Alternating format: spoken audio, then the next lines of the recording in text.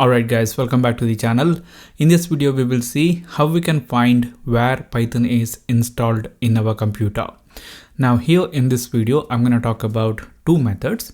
The first method is we will click on the start button and we will search for CMD. We will open up the command prompt, and in this command prompt what we do is we will type in Python space -- version. We are trying to find out the version of Python that is installed in the computer, and here if Python is installed, then we get a version number like this. Then in order to find where Python is installed, we will type in where space Python and hit the enter button. Now here we will get a path. What we can do is we can select this path like this, and then we will use Ctrl+C in our keyboard and copy the path.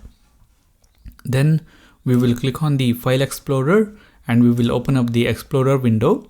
Now here we will go to this top navigation section, and then we will left click, and after that we will paste the path that we have copied, and then from this path we will remove python.exe, and then we will hit the enter button.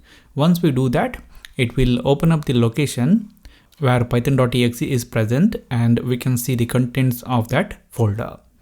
Now the second method is, what we have to do is we have to click on start button and we have to search for Python, and here we can find Python app, and you can use the keyboard down key and you can select Python ideally also, doesn't really matter which one you select.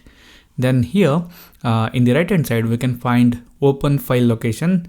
If we click on that, it will open up the Python shortcut which is present in the start menu folder. So now here again we have to select this Python.